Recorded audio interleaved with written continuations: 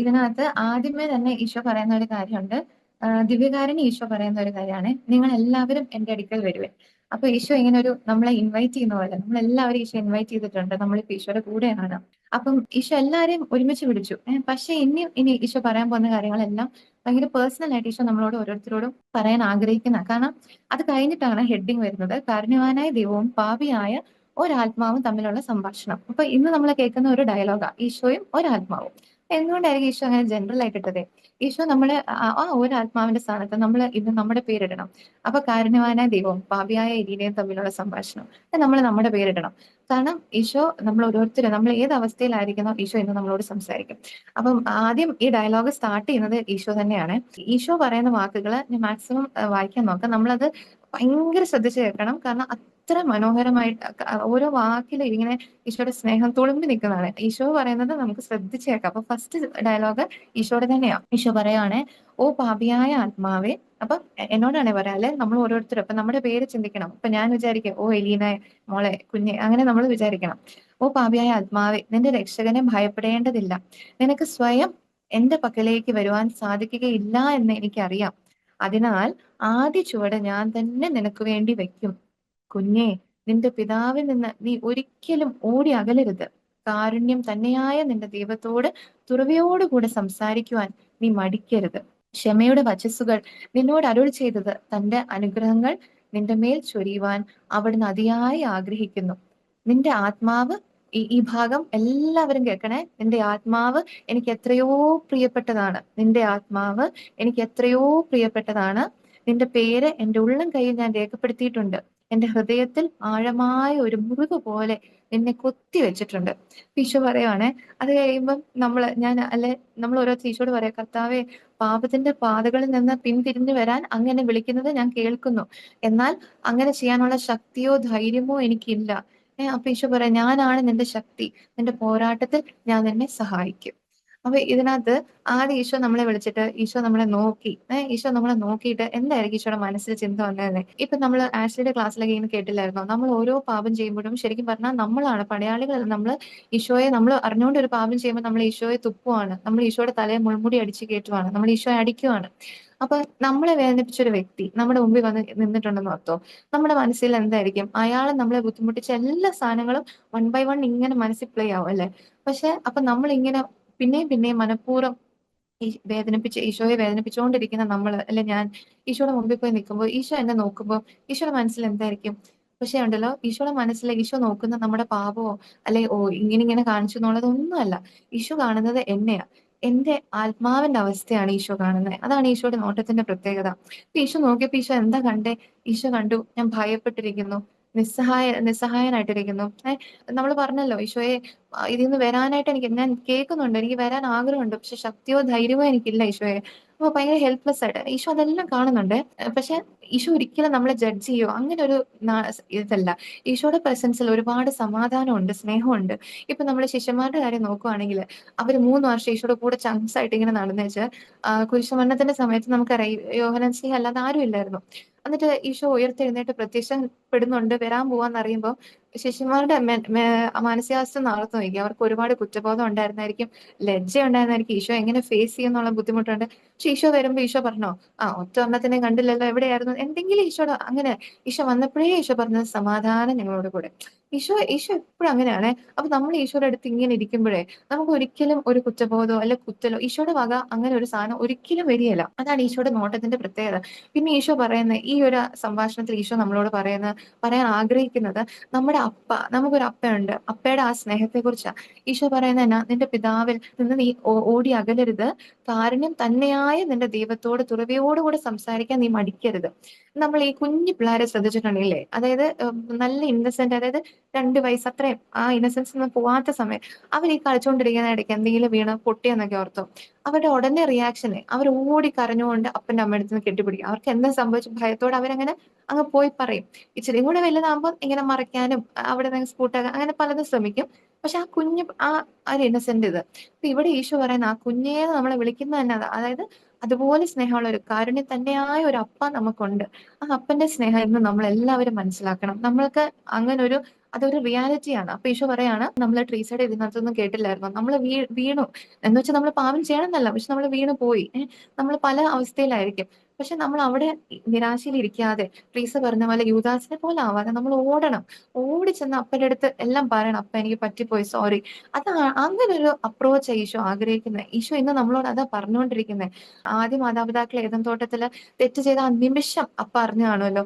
പക്ഷെ എന്തെങ്കിലും ഒരു റിയാക്ഷനോ എന്തെങ്കിലും ഉണ്ടായിരുന്നോ? ആസ് യൂഷ്വൽ ഈവനിംഗ് നടക്കുന്ന സമയത്ത് വന്നു. എവിടെയാന്ന് ചോദിച്ചു. അപ്പോഴും ഒന്നും മിണ്ടുന്നില്ല. അപ്പ ഉള്ളീന്ന് അപ്പന്റെ ആഗ്രഹം എന്നാ? "അപ്പ എനിക്ക് പറ്റിപ്പോയി. അപ്പ സോറിന്ന്" പറഞ്ഞാ അതാണ് അപ്പ ആഗ്രഹിക്കുന്നെ. അപ്പൊ നമ്മള് അതൊന്ന് അതൊന്ന് പറഞ്ഞാ മതി. അപ്പൊ നമ്മള് ആയിരിക്കുന്ന അവസ്ഥ അതിനൊരിക്കലും ഒരു തടസ്സമാവരുത്. ഇപ്പൊ നമ്മൾ ആരെങ്കിലുമൊക്കെ ഇതില് ചിന്തിക്കുന്നുണ്ട്, "അയ്യോ! എനിക്ക് അതിനുള്ള യോഗ്യത ഒന്നുമില്ല. ഞാൻ ഭയങ്കര" ചിലപ്പോ ഞാൻ എന്റെ ജീവിതത്തിലേ ഞാൻ എന്താ പറയുന്നെ ഈശോയെക്കുറിച്ച് ഒന്ന് സ്നേഹിക്കാൻ ശ്രമിച്ചിട്ടില്ലായിരിക്കും. പക്ഷെ നമ്മള് നോക്കണ്ടേ, നമ്മളൊന്ന് അങ്ങോട്ട് പോയി കഴിഞ്ഞാ ഇപ്പൊ നമ്മള് ധൂർത്തപുത്രന്റെ ഉപമയെ കാണത്തില്ലേ? ധൂർത്തപുത്രൻ ജസ്റ്റ് പിതാവിന്റെ അടുത്തോട്ട് പോവാന്ന് പറഞ്ഞ് നടന്ന് അപ്പൊ തന്നെ പിതാവ് ഓടി വന്നു. ആ പുത്രന്റെ അവസ്ഥ എന്നാ? അത്രയും വൃത്തികെട്ട് മണക്കുന്നു, പന്നികളുടെ കൂടെ വന്ന. പക്ഷെ പിതാവ് അതൊന്നും അല്ല. വന്ന് കണ്ടപ്പോഴേ ചെന്ന് കെട്ടിപ്പിടിച്ച് ഇങ്ങനെ ഉമ്മ വെച്ചോണ്ടിരിക്കുവാ. അപ്പൊ നമ്മുടെ അവസ്ഥ ഒരിക്കലും ഒരു തടസ്സം ആവരുത്. ഈശോ തന്നെ ഫസ്റ്റ് സ്റ്റെപ്പ് എടുക്കുമെന്ന് ഈശോ പറഞ്ഞിട്ടില്ല. അപ്പൊ നമ്മളൊന്ന് ഓടിപ്പോയാ മതി. അപ്പയുടെ അടുത്തോട്ട് ഓടിപ്പോയാ മതി. അതാണ് ഇവിടെ ഈശോ ആദ്യം ഇന്ന് നമ്മളോട് പറയാൻ ആഗ്രഹിക്കുന്നെ. അപ്പൊ അത് കേട്ട് കഴിയുമ്പഴത്തേക്കും ആത്മാവ്, അതായത് നമ്മള് ഈശോയോട് പറയാണേ. പിന്നെ ഈശോ വേറൊരു കാര്യം കൂടി പറയുന്നുണ്ട്. നമ്മള് പറയുന്നില്ലേ ശക്തിയില്ല. അപ്പൊ ഈശോ പറയുന്ന ഒരു കാര്യമാണ്, "നീ നിന്റെ പാപങ്ങളെ നോക്കിയിരിക്കാതെ, നിന്റെ ഇത് നോക്കിയിരിക്കാതെ, നീ എന്റെ ശക്തി നോക്ക്. നീ എന്നെ നോക്ക്." വചനം പറയുന്ന 2 കൊരിന്തോസ് 12-ാം അധ്യായം 9-ാം വാക്യം, "നിനക്ക് എന്റെ കൃപ മതി. എന്തെന്നാൽ ബലഹീനതയിലാണ് എന്റെ ശക്തി പൂർണ്ണമായും പ്രകടമാകുന്നത്." സോ നമ്മൾ എത്ര വീക്കാണോ അത്രയും നല്ലത്. ഈശോയ്ക്ക് അതൊരു മാഗ്നറ്റ് പോലെ. അപ്പൊ ഈശോയുടെ ശക്തി അവിടെ കൂടുതൽ ഷൈൻ ചെയ്യാൻ സ്കോപ്പ് ഉണ്ടല്ലോ. അപ്പൊ അതൊരു കാര്യം. അത് കഴിയുമ്പത്തേക്കും പിന്നെ ആത്മാവ് പറയാണേ, "ദൈവമേ നിന്റെ പരിശുദ്ധി ഞാൻ തിരിച്ചറിയുന്നു." നമ്മുടെ സംഭാഷണത്തിലൂടെ നമ്മൾ തിരിച്ചു വന്നു. അപ്പൊ ആത്മാവ് ഇത് ഇത്രയും കേട്ട് കഴിയുമ്പോൾ ആത്മാവ് പറയാ, "നിന്റെ പരിശുദ്ധി ഞാൻ തിരിച്ചറിയുന്നു. അതിനാൽ ഞാൻ ഭയപ്പെടുന്നു." ഈശോയെ നീ എന്തോരം 100% പരിശുദ്ധനായിട്ടുള്ള വ്യക്തി. അപ്പൊ നിന്റെ അടുത്തോട്ട് എനിക്ക് എങ്ങനെ വരാം? അങ്ങനെ എങ്ങനെ എനിക്ക് അടുത്ത് വരാൻ പറ്റുന്നേന്ന് ചോദിക്കുന്നേ. അപ്പം അപ്പൊ ഈശോ പറയാണ്, "എന്റെ കുഞ്ഞെ, കാരുണ്യവാനായ ദൈവത്തെ നീ ഭയപ്പെടുന്നുവോ? എന്റെ പരിശുദ്ധി കാരുണ്യവാനായിരിക്കുന്നതിൽ നിന്ന് എന്നെ തടയുന്നില്ല." അപ്പൊ ഇവിടെ നമ്മള് മനസ്സിലാക്കേണ്ട ഒരു ഇമ്പോർട്ടന്റ് കാര്യമുണ്ട്. ഇത് നമ്മൾ ശ്രദ്ധിച്ച് കേൾക്കണം. ഡയറിയില് 180-ാമത്തെ പാരഗ്രാഫില് ഫൗസ്ത്യനാമ്മയ്ക്ക് ഈശോ ഒരു കാര്യം പഠിപ്പിച്ചു കൊടുക്കുന്നുണ്ട്. ഒരു നോയമ്പ് കാലത്ത് ഫൗസ്ത്യനാമ്മ പറയാണ്, അവിടുത്തെ ഗുണവിശേഷങ്ങൾ, സ്വഭാവ ഗുണങ്ങള് എനിക്ക് മനസ്സിലാക്കി തരാൻ അവിടുന്ന് തിരുമനസ്സായി. ദൈവത്തിന്റെ സ്വഭാവ ഗുണങ്ങള്, 3 സ്വഭാവ ഗുണങ്ങള് മനസ്സിലാക്കി കൊടുക്കുവാ ഈശോ. അപ്പൊ ആദ്യം പറഞ്ഞത് സ്വഭാവ ഗുണം അവിടുന്ന് പരിശുദ്ധനായിരുന്നു എന്നുള്ളതാണ്. അവിടുത്തെ പരിശുദ്ധിയുടെ മുമ്പിൽ ബലവാന്മാരും താത്വികരുമായ മാലാഖവൃന്ദം വിറകൊണ്ടിരുന്നു. അപ്പൊ ശരിയാണ്, പരിശുദ്ധനാണ്, പരമപരിശുദ്ധനാണ്. പിന്നെ പറഞ്ഞ ഒരു സ്വഭാവ ഗുണമാണ് നീതിയെ പറ്റിയുള്ള അറിവാണ് ദൈവം രണ്ടാമതായി എനിക്ക് പ്രദാനം ചെയ്തത്. അവിടുത്തെ നീതി മഹാശ്രേഷ്ഠമായതും ഹൃദയവിചാരങ്ങളെ നിയോഗിച്ചറിയാൻ ഹൃദയ അന്തർഭാഗത്തേക്ക് ചൂഴ്ന്നിറങ്ങുന്നതുമാണ്. അപ്പൊ അതുപോലെ നീതിയുമാണ്, സമ്മതിച്ചു. അതും ഓക്കെ. അത് ഫൗസ്ത്യനാമ്മയെ കാണിച്ചു കൊടുത്തു. മൂന്നാമത്തെ, ഇത് എല്ലാവരും ശ്രദ്ധിക്കണേ, മൂന്നാമത്തെ സ്വഭാവ ഗുണം സ്നേഹവും കരുണയുമാണ്. ഏറ്റവും വലിയ ഗുണവും സ്നേഹവും കരുണയുമാണെന്ന് ഞാൻ മനസ്സിലാക്കുന്നു. അത് സൃഷ്ടാവിനെയും സൃഷ്ടിയെയും തമ്മിൽ ബന്ധിക്കുന്നു. എന്നിട്ട് അവസാനം ഫൗസ്ത്യനാമ്മ പറയുന്നത് എന്താ? ദൈവത്തിന്റെ സ്വഭാവ ഗുണങ്ങളിൽ ഏറ്റവും പ്രധാനമായി എനിക്ക് തോന്നിയത് ഈ സ്വഭാവ വിശേഷമാണ്. അപ്പൊ ഈശോ ആത്മാവിനോട് പറയുന്ന ഒരു സാധനമുണ്ട്. അതായത് നമ്മളെല്ലാവരും, നമുക്കറിയാം ഈശോ പരിശുദ്ധനാണ്, നീതിമാനാണ്. പക്ഷെ അത് നമ്മൾ പറയുകയും ചെയ്യും. ഇപ്പൊ ഇവിടെയാണെങ്കിലും നമ്മൾ ഈശോയോട് എന്താ പറയുന്നത്? "നീ പരിശുദ്ധനാണ്, ഞാൻ ഭയക്കുന്നു" എന്ന് പറയാം. പക്ഷെ ഈശോ പറയുന്ന ഒരു കാര്യമുണ്ട്. ഇത് രണ്ടും നിങ്ങൾ പറയും. ഈ മൂന്നാമത്തെ സാധനം എല്ലാവരും എപ്പോഴും അങ്ങ് ഓവർലുക്ക് ചെയ്യും. അതങ്ങ് ഇഗ്നോർ ചെയ്യും. അതങ്ങ് മറയ്ക്കും. അപ്പൊ 300-ാമത്തെ പാരഗ്രാഫില് ഈശോ പറയുന്ന ഒരു കാര്യമാണ്, "ഓ, ആത്മാവിന്റെ അവിശ്വസ്തത മൂലം ഞാൻ എന്തുമാത്രം വേദനിക്കുന്നു. ഞാൻ പരിശുദ്ധനും നീതിമാനുമാണെന്ന് ഈ ആത്മാക്കൾ ഉദ്ഘോഷിക്കുന്നു." നമ്മളിപ്പോ പറഞ്ഞു. എന്നാൽ എന്റെ കരുണയിൽ വിശ്വസിക്കുകയോ എന്റെ നന്മയിൽ ആശ്രയിക്കുകയോ ചെയ്യുന്നില്ല. അതാണ് ഈശോയുടെ വിഷമം. അപ്പൊ ഈശോ പറയുന്ന ഒരു വെരി ഇമ്പോർട്ടന്റ് കാര്യമുണ്ട്. പിശാചുക്കൾ പോലും എന്റെ നീതിയെ പുകഴ്ത്തുന്നു, എന്നാൽ അവർ എന്റെ നന്മയിൽ വിശ്വസിക്കുന്നില്ല. അപ്പൊ പിശാചുക്കൾക്കും ഈ ആദ്യത്തെ 2 ആസ്പെക്ട് അവര് പുകഴ്ത്തുന്നു. പക്ഷെ നമ്മള്, അതായത് ഈ കരുണയുടെ സാധനം എന്തുകൊണ്ടാണ് നമുക്ക് അത് മനസ്സിലോട്ട് ആ സമയത്ത് വരാത്തതെന്ന് വെച്ചാല്, അത് പിശാച് മാക്സിമം ട്രൈ ചെയ്യും. ആ ഒരു സാധനം മാത്രം നമ്മളിൽ നിന്ന് മറച്ചു വെക്കും. കാരണം അത് നമ്മൾ കണ്ടിക്കഴിഞ്ഞാൽ പിന്നെ നമ്മൾ ഈശോയുടെ കൂടെ ഒന്നായില്ലേ. പത്രോസ്ലീഹ ഓടിപ്പോയ പോലെ നമ്മൾ ഓടിപ്പോവും. അത് പിശാചിന് ഇഷ്ടമല്ല. അപ്പൊ എപ്പോഴും നമ്മളെ കൊണ്ട് ആ ഒരു ഭാഗം ചിന്തിപ്പിക്കുകയല്ല. നമ്മളിങ്ങനെ "അയ്യോ പരിശുദ്ധനല്ലേ, ഞാൻ എങ്ങനെ പോകും നീതി", അത് തന്നെ ഇങ്ങനെ ചിന്തിക്കും. പക്ഷെ ഈശോ പറയാൻ ആഗ്രഹിക്കുന്നത് എന്റെ കരുണ എന്താ മനസ്സിലാക്കാത്ത, എന്റെ നന്മ എന്താ മനസ്സിലാക്കാത്ത എന്നുള്ളതാ. പിന്നെ ഈശോ പറയുന്നില്ലേ, എന്റെ പരിശുദ്ധി കാരുണ്യം കാണിക്കുന്നതിൽ നിന്ന് എന്നെ തടസ്സപ്പെടുത്തുന്നില്ല എന്ന്. 1576 പാരഗ്രാഫ്, 1576, അതിനകത്ത് ഈശോ പറയുന്ന ഭയങ്കര ബ്യൂട്ടിഫുൾ. എന്റെ മകളെ മനസ്സിലാക്കുക. നമ്മൾ ഓരോരുത്തരോടും ഈശോ പറയാണ്, മോനെ കുഞ്ഞെ, എന്റെയും നിന്റെയും ഇടയിൽ ഒരു അഗാധ ഗർത്തമുണ്ട്, ശരിയാണ്. ആ ഗർത്തം സൃഷ്ടാവിൽ നിന്ന് സൃഷ്ടിയെ വേർതിരിക്കുന്നു. ഈശോ പറയാ, ഓക്കെ. എന്നാൽ ഈശോ എന്നാൽ പറഞ്ഞാൽ നമ്മൾ എപ്പോഴും ശ്രദ്ധിക്കണം. അത് കഴിയുമ്പോൾ ഒരു ട്വിസ്റ്റ് വരും. അപ്പൊ എന്നാൽ എന്നുള്ള വാക്ക് കഴിയുമ്പോൾ പെട്ടെന്ന് നോക്കണം. എന്നാൽ ഈ ഗർത്തം എന്റെ കരുണയാൽ നിറഞ്ഞിരിക്കുന്നു. ഏഹ് ഞാൻ നിന്നെ എന്നോളം ഉയർത്തുന്നത്, എന്നോട് ഐക്യപ്പെടാനുള്ള കൃപ നിനക്ക് ലഭിക്കുന്നത് എന്റെ കരുണ ഒന്നുകൊണ്ട് മാത്രമാണ്. അപ്പൊ ആ ഗ്യാപ്പ് ഉണ്ട്. ഈശോ പരിശുദ്ധനാണെന്നുള്ളത് എല്ലാം ശരിയാണെങ്കിൽ പോലും ഈശോ അവിടെ കരുണ നിറയ്ക്കുന്നു, നമ്മളെ ഉയർത്തുന്നു. അപ്പൊ ഇന്ന് ഈശോ നമ്മളോട് പറയുന്ന വേറൊരു കാര്യമാണ്, നമ്മുടെ കൂടെ ഇങ്ങനെ ഐക്യപ്പെട്ടിരിക്കാൻ ഈശോ കൊതിക്കുന്നുണ്ട്. അതായത് നമ്മൾ ഇവിടെ വന്നേക്കുന്ന ഓരോ മനുഷ്യരും നമ്മളിങ്ങനെ ഓരോ സെക്കൻഡും ഈശോയുടെ കൂടെ ഇങ്ങനെ സ്നേഹത്തെ ജീവിച്ചു പോകണമെന്ന് ഈശോയ്ക്ക് ഭയങ്കര ആഗ്രഹമുണ്ട്. പക്ഷെ നമ്മൾ ആഗ്രഹിക്കുന്നുണ്ട് എവിടെയോ. പക്ഷെ നമ്മൾ ഇങ്ങനെ വീണ് പോകുമ്പോഴത്തേക്കും നമ്മൾ അവിടെ ഇങ്ങനെ കിടക്കുക. പിന്നെ നമ്മൾ ഒരു തടസ്സം, ഒരു മറ ഇങ്ങനെ വരുന്നത്. അപ്പൊ ഈശോ പറയാം, അതിന്റെ ആവശ്യമില്ല. എന്തവസ്ഥയാണെങ്കിൽ ഈ പറഞ്ഞ പോലെ നമ്മൾ ഭയപ്പെടേണ്ട ആവശ്യമില്ല. ഒരിക്കലും നമ്മൾ പ്രതീക്ഷ കൈവിടരുത്. ലാസ്റ്റ് മിനിറ്റ് പോലും ഈശോയുടെ കരുണ, നമ്മൾ അത്രയും ഇതായിട്ട് ആണെങ്കിൽ പോലും ഈശോയുടെ കരുണയുണ്ട്. കാരണം നല്ല കള്ളന്റെ എക്സാമ്പിൾ നോക്കുകയാണെങ്കിൽ ആ ലാസ്റ്റ് ഒരു സെന്റൻസ്, മരിക്കുന്നതിന് തൊട്ട് മുമ്പുള്ള ഒരു സെന്റൻസ്, ഈശോയെ ശരണപ്പെട്ടപ്പോ, കരുണയെ ശരണപ്പെട്ടപ്പോ എന്തൊരു വലിയ ഗിഫ്റ്റ് ആണ്. സ്വർഗത്തിൽ ഈശോയുടെ കൂടെ അത്രയും വലിയൊരു ഗിഫ്റ്റ് കിട്ടി. അപ്പൊ അതൊരു കാര്യം. പിന്നെ അത് കഴിയുമ്പോഴത്തേക്കും ആത്മാവ് പറയാണ്, ദൈവമേ, എന്റെ എണ്ണമറ്റ പാപങ്ങൾ നീ ക്ഷമിക്കുമോ എന്ന് ഞാൻ സംശയിക്കുന്നു. എന്റെ ദുരവസ്ഥ എന്നെ ഭയപ്പെടുത്തുന്നു. ഇപ്പൊ നമ്മുടെ വേറൊരു ഇതാണ് ഒരു സംശയം. ഇത്രയും പാപിയായ എന്നെ ഈശോയെ നിനക്ക് എങ്ങനെ ക്ഷമിക്കാൻ പറ്റും? ചിലപ്പോൾ നമ്മൾ കുറെ പേര് നമ്മൾ ചിന്തിക്കും, നമ്മൾ വർഷങ്ങളായിട്ട് ചിലപ്പോൾ നമ്മൾ കുംസാരിച്ചിട്ടൊന്നും ഇല്ലായിരിക്കും, നമ്മൾ ഈശോയെ അവഗണിച്ച് അങ്ങ് പോവായിരിക്കും. പക്ഷെ അപ്പൊ ഈശോ പറയുന്നത് പിന്നെ ഭയങ്കര ബ്യൂട്ടിഫുൾ ആണ്.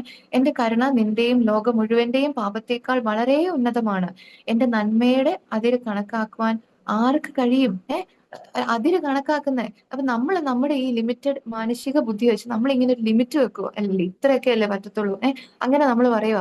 പക്ഷെ ഈശോ നേരത്തെ പറഞ്ഞില്ലേ, അഗാധ ഗർത്തം എന്ന് പറഞ്ഞില്ലേ, ഡയറിയിൽ English walk Abis of Mercy എന്ന് പറയും.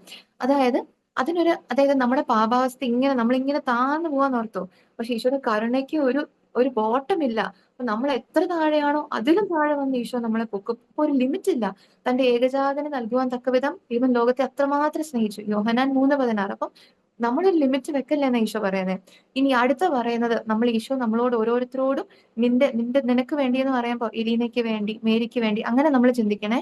ഈശോ പറയുന്ന കാര്യമുണ്ട്. നമ്മൾ എവിടെയായി ലിമിറ്റ് വെക്കുന്നത്? ഈശോയെ തന്നു ദൈവം, അപ്പ തന്നു, അവിടെ തീർന്നോ? അതായിരുന്നോ അന്ത്യം? അല്ല. അത് കഴിഞ്ഞ് പറയുന്ന, നിനക്ക് വേണ്ടിയാണ് ഞാൻ സ്വർഗത്തിൽ നിന്നും ഭൂമിയിലേക്ക് ഇറങ്ങി വന്നത്. നിനക്ക് വേണ്ടിയാണ് എന്നെ കുരിശിൽ തറയ്ക്കുവാൻ ഞാൻ അനുവദിച്ചത്. നിനക്ക് വേണ്ടിയാണ് എന്റെ തിരുഹൃദയം കുന്തത്താൽ കുത്തി തുറക്കപ്പെടുവാൻ ഞാൻ സമ്മതിച്ചത്. അപ്പൊ നമ്മൾ ഓർക്കും, ഓക്കെ, മരണത്തോളം അത് ലിമിറ്റ് ആയിരുന്നോ? അല്ല. മരിച്ചു കഴിഞ്ഞും കുന്തം കൊണ്ട് കുത്തി അങ്ങനെ നിനക്ക് വേണ്ടി ഞാൻ കാരുണ്യ സ്രോതസ് തുറന്നു തരുവാൻ, അതിനാൽ വിശ്വാസത്തോടെ വന്ന് ഈ ഉറവയിൽ നിന്ന് കൃപാവരങ്ങൾ സ്വീകരിക്കുക. അപ്പൊ ഒരു ലിമിറ്റ് ഇല്ല. ഈശോ ഇങ്ങനെ ഒഴുക്കുവാണേ, കൃപ ഒഴുക്കുക, കരുണ ഒഴുക്കുക. അപ്പൊ നമ്മൾ ചെന്ന് അത് സ്വീകരിക്കണം. ഈശോ ഡയറിയിൽ പറയുന്നുണ്ട്, 294 പാരഗ്രാഫില്, അതായത് ഒരു പിശക്കാരൻ വന്നിട്ട് വീട്ടിൽ 10 രൂപ തരാമോ എന്ന് ചോദിക്കുമ്പോൾ നമ്മൾ 1000 രൂപ കൊടുത്തെന്ന് ഓർത്തോ. അയാൾ, അയ്യോ എനിക്ക് 1000 രൂപ കിട്ടാനുള്ള യോഗ്യത ഇല്ലാന്ന് പറഞ്ഞു പോവും. ഇല്ല, ഭയങ്കര സന്തോഷത്തിന് നന്ദി പറഞ്ഞു പോവും. ഈശോ പറയാം, അതുപോലെ നിനക്ക് കിട്ടുന്ന ഈ മാക്സിമം ഈ കൃപ എന്റെ അടുത്തുനിന്ന് എടുത്തിട്ട് അതുപോലെ നന്ദി പറഞ്ഞു പോവാന്. അതാണ് ഈശോ പറയുന്നത്. പിന്നെ അനുതപിക്കുന്ന ഒരു ഹൃദയത്തെ ഞാൻ ഒരിക്കലും നിരസിക്കുകയില്ല. ഈശോ പറയുന്നതാണ്, നിന്റെ ദുരവസ്ഥകളെല്ലാം എന്റെ കരുണയുടെ ആഴങ്ങളിൽ അപ്രത്യക്ഷിതമാകും. നിന്റെ നികൃഷ്ട അവസ്ഥയെക്കുറിച്ച് ഇനി നീ എന്നോട് പറയണ്ട. പിന്നെ എന്നാ പറയണ്ടേ? നിന്റെ എല്ലാ കഷ്ടപ്പാടുകളും വ്യസനങ്ങളും എന്നെ ഏൽപ്പിക്കുകയാണെങ്കിൽ നീ എനിക്ക് വലിയ ആനന്ദമാണ് പ്രദാനം ചെയ്യുന്നത്. എന്റെ കൃപാവരങ്ങളുടെ നിക്ഷേപങ്ങളാൽ ഞാൻ നിന്നെ നിറയ്ക്കും. നമ്മൾ ഈശോയുടെ കരുണയിൽ ആശ്രയിക്കുമ്പോണ്ടല്ലോ, ഈശോയ്ക്ക് ഒരുപാട് ആനന്ദമാണ് കിട്ടുന്നത്. അതിൽ നിന്ന് ആനന്ദമാണ് കിട്ടുന്നത്. ആ ഒരു കാര്യം ഈശോ നമ്മളെ ഇന്ന് ഓർമ്മപ്പെടുത്തുവാണ്. അത് കഴിയുമ്പോഴത്തേക്കും 1146 പാരഗ്രാഫില് ഈശോ പറയുന്ന ഒരു കാര്യം, ഏറ്റവും വലിയ പാപികൾ എന്റെ കരുണയിൽ ആശ്രയിക്കട്ടെ. മറ്റാരേക്കാളും അവർക്കാണ് എന്റെ കരുണയുടെ ആഴങ്ങളിൽ ശരണപ്പെടുന്നതിനുള്ള ഏറ്റവും വലിയ അവകാശം. പിന്നെ ഈശോ പറയുന്ന വേറൊരു കാര്യമാണ്, അവർ അപേക്ഷിക്കുന്നതിലും അധികം കൃപകൾ ഞാൻ അവർക്ക് പ്രദാനം ചെയ്യുന്നു. എന്റെ ആർദ്രത അപേക്ഷിക്കുന്ന ഏറ്റവും വലിയ പാപിയെ പോലും എനിക്ക് ശിക്ഷിക്കുവാൻ സാധിക്കുകയില്ല. അതാണ് ഈശോ നല്ല കള്ളനോടൊക്കെ പറയുന്നില്ലേ, സാധിക്കത്തില്ല ഈശോയ്ക്ക്. എന്ന് മാത്രമല്ല, എന്റെ അത്യഗാധവും അഗ്രാഹ്യവുമായ കരുണയാൽ ഞാൻ അതിനെ നീതീകരിക്കും. ഇതാണ് ഈശോയുടെ ഹൃദയം. ഈശോ ഇന്ന് നമ്മളോട് പറയാൻ ആഗ്രഹിക്കുന്ന ഇതാണ്. പിന്നെ അത് കഴിയുമ്പോൾ ഈശോ പറയുന്ന വേറൊരു കാര്യമാണ്. 1577 ഈശോ പറയുന്നുണ്ട്, ആത്മാക്കളിൽ പ്രവർത്തിക്കാൻ തീവ്രമായി ആഗ്രഹിക്കുന്ന എന്റെ കരുണയ്ക്ക് അവരുടെ സ്വന്തം ഹൃദയങ്ങളിൽ തടസ്സങ്ങൾ സൃഷ്ടിക്കരുതെന്ന് ആത്മാക്കളോട് പറയുക. അപ്പൊ നമ്മൾ ഓരോരുത്തരോട് ഈശോ പറയാ, ഇനി ഒരു തടസ്സവും ഇല്ല. ഇതിൽ നിന്നെല്ലാം, ഈ സംഭാഷണത്തിൽ നിന്ന് ഈശോ ഒറ്റ കാര്യം പറയാൻ ആഗ്രഹിക്കുന്നുള്ളൂ. ആർക്ക് വേണേലും എപ്പോ വേണേലും നമുക്ക് ഈശോയെ അപ്രോച്ച് ചെയ്യാൻ പറ്റും, നമ്മൾ എത്ര പൊട്ട അവസ്ഥയിലാണെ പോലും. അതാണ് ഈശോ പറയുന്നത്. ഹൃദയവാതിൽ തുറന്നു തരുന്ന എല്ലാവരിലും എന്റെ കരുണ പ്രവർത്തിക്കും. പിന്നെ ഇത് കഴിയുമ്പോൾ, ഇതെല്ലാം കേട്ട് കഴിയുമ്പോൾ ഈ ആത്മാവ് അവസാനം ഈശോയോട് പറയുന്നതാണ്, ഓ നാഥ, എന്റെ ശിലാഹൃദയത്തെ അങ്ങയുടെ അനുനന്മയെ അങ്ങ് കീഴടക്കി. ഈശോ കീഴടക്കി. പിന്നെ ഈ ആത്മാവ് പറയുന്ന ഒരു കാര്യം, ഈശോ പറഞ്ഞെല്ലാം കേട്ട് അനുദപിച്ച് കുമ്പസാരിച്ച് കഴിയുമ്പോഴത്തേക്ക് ആത്മാവ് പറയുന്നതാണ്, ഓ കർത്താവെ, അങ്ങയുടെ സമാധാനവും കൃപകളും എന്റെ പാവപ്പെട്ട ആത്മാവിൽ നിറയുന്നതായി എനിക്ക് അനുഭവപ്പെടുന്നു. ഓ നാഥ, അങ്ങേ കരുണ എന്നെ വലയം ചെയ്യുന്നു. അപ്പൊ നമ്മളും ഇതെല്ലാം കേട്ട് കഴിഞ്ഞ് നമ്മൾ ആ ഈശോയുടെ ആ കരുണയിൽ ആശ്രയിക്കുമ്പോൾ, അല്ലെ, നമ്മൾ ഇനിയിപ്പോ ഈ ദിവസങ്ങളൊക്കെ കുമ്പസാരിക്കാനൊക്കെ ഒരുങ്ങുന്നുണ്ടായിരിക്കും. നമ്മൾ ഇതെല്ലാം ഏറ്റു പറഞ്ഞ് എത്ര വലിയ പാപമാണെങ്കിലും ഏറ്റു പറയുമ്പോഴത്തേക്കും നമുക്ക് സംഭവിക്കാൻ പോകുന്നതിനെ കുറിച്ച് ഈ പറയുന്നതേ, കരുണ എന്നെ വലയം ചെയ്ത് ഇങ്ങനെ പൊതിഞ്ഞു പിടിക്കും, സമാധാനവും കൃപയും നിറയും. ഇത് എന്റെ പ്രതീക്ഷകൾക്കും ഭാവനകൾക്കും അതീതമാണ്. അങ്ങയുടെ നന്മ എന്റെ എല്ലാ അഭിലാഷങ്ങൾക്കും ഉപരിയാണ്. നമ്മൾ എന്തിനെ അഭിലഷിക്കുന്ന ഏറ്റവും കൂടുതൽ, അതിനേക്കാളൊക്കെ കൂടുതലാണ് നമ്മൾ അനുഭവിക്കാൻ പോകുന്നത്. ധൂർത്തപുത്രനെ പോലെ വഴിതെറ്റി ഞാൻ അലഞ്ഞു നടന്നു, എന്നാൽ അങ്ങ് എന്നെ എന്റെ പിതാവായിരുന്നു. ഞാൻ എത്രമാത്രം ബലഹീന ആണെന്ന് അങ്ങ് കണ്ടാലും. ഇപ്പൊ ഇനി ലാസ്റ്റ് നമ്മൾ ഇതിന്റെ അവസാനത്തിലോട്ട് വരുവാണ്. ഈശോ പറയുന്ന ലാസ്റ്റ് ഡയലോഗ് നമുക്ക് കേൾക്കാം. ഈശോ ആത്മാവ് നമ്മൾ ഓരോരുത്തരോടും ഈശോ എന്ന് പറയുക, കുഞ്ഞെ, നിന്റെ ദുരവസ്ഥയെക്കുറിച്ച് ഇനി ഒന്നും പറയണ്ട. അതാണ് ഈശോ പറയുന്നത്. ഇനി അത് തീർന്നു. അത് അപ്പോൾ തന്നെ മറന്നു കഴിഞ്ഞു. ഈശോ പറയാം, ഞാനത് മറന്നു. ഇനി അങ്ങനെ ഒരു സംഭാഷണം നമ്മൾ തമ്മിൽ വേണ്ട. നീ എന്റെ അടുത്ത് വന്നു കഴിഞ്ഞാൽ പിന്നെ എന്റെ കരുണ മാത്രം. എന്റെ കുഞ്ഞെ, എനിക്ക് നിന്നോട് പറയാനുള്ളത് ശ്രദ്ധിച്ചു കേൾക്കുക. എന്റെ തിരുമുറിവുകളുടെ അടുത്തേക്ക് വരിക. നിന്റെ ഹൃദയം ആഗ്രഹിക്കുന്നതെല്ലാം ഈ ജീവന്റെ ഉറവയിൽ നിന്ന് കോരിയെടുക്കുക. ഈശോയെ, അപ്പൊ നമ്മള് ലാസ്റ്റ് ഒരു കാര്യം, 1507 1507 ആ പാരഗ്രാഫില് ഈശോ പറയുന്ന ഒരു കാര്യമുണ്ട്. ഫൗസ്റ്റീനാമ്മ പറയാണ്, ഒരു വ്യക്തിയുടെ പാപങ്ങൾ രാവുപോലെ ഇരുണ്ടതാണെങ്കിലും, ഇന്ന് നമ്മൾ ഓരോരുത്തരോടും പറയുന്ന ഇതാണ്, ദൈവത്തിന്റെ കരുണ നമ്മുടെ ദുരിതങ്ങളെക്കാൾ ശക്തമാണ്. ഒരു കാര്യം മാത്രം ആവശ്യമുള്ളൂ. അത് പറഞ്ഞിട്ട് ഞാൻ നിർത്തുവാണ്. എന്താണ് ഈശോ പറയുന്നത്? ഒരു കാര്യം മാത്രം ആവശ്യമുള്ളൂ. കരുണാസമ്പന്നനായ ദൈവത്തിന്റെ കൃപയുടെ ഒരു രശ്മി കടന്നു വരാൻ തക്ക വിധം പാപി തന്റെ ഹൃദയത്തിന്റെ വാതിൽ അല്പമെങ്കിലും തുറന്നാൽ പിന്നെ ബാക്കി ദൈവം തന്നെ പ്രവർത്തിച്ചോളും. ഇവിടെ അല്പമെങ്കിലും തുറന്നാൽ ഞാൻ വിചാരിക്കുന്ന ആ വാതിലിന്റെ ഓടാമ്പൽ ഒന്ന് തുറന്നിട്ടാൽ മാത്രം മതി, ബാക്കി ഈശോ കുത്തി ഒഴുക്കുമെന്നാണ് ഞാൻ വിശ്വസിക്കുന്നത്. ഇതാണ് ഈശോ നമ്മളോട് പറയാൻ ആഗ്രഹിക്കുന്നത്. നമ്മൾ ഈശോയുടെ കൂടെ ഒത്തിരി സ്നേഹത്തിൽ ഓരോ സെക്കൻഡും ആയിരിക്കണം. ഒരു കാരണവും പറഞ്ഞ് നമുക്ക് ഈശോയുടെ അടുത്തുനിന്ന് മാറാൻ ആയിട്ട് നമുക്കൊരു ഇതില്ല. കാരണം അങ്ങനെ ഒരു കാരണമില്ല. ഒന്നും നമ്മളെ ഈശോയുടെ അടുത്തുനിന്ന് മാറ്റത്തില്ല. ഒരു വചനം പറഞ്ഞ് നിർത്തുവാണ്. റോമാക്കാർക്ക് എഴുതിയ ലേഖനം 8-ാമത്തെ അധ്യായം 38-ഉം 39-ഉം വാക്യങ്ങൾ. എന്തെന്നാൽ മരണത്തിനോ ജീവനോ ദൂതന്മാർക്കോ അധികാരികൾക്കോ ഇക്കാലത്തുള്ളവയ്ക്കോ വരാനിരിക്കുന്നവയ്ക്കോ ശക്തികൾക്കോ ഉയരത്തിനോ ആഴത്തിനോ മറ്റെന്തെങ്കിലും സൃഷ്ടിക്കോ നമ്മുടെ കർത്താവായ യേശുക്രിസ്തുവിലൂടെയുള്ള ദൈവസ്നേഹത്തിൽ നിന്ന് നമ്മെ വേർപെടുത്താൻ കഴിയുകയില്ല എന്നെനിക്ക് ഉറപ്പുണ്ട്. Amen. Praise God. Ave Maria.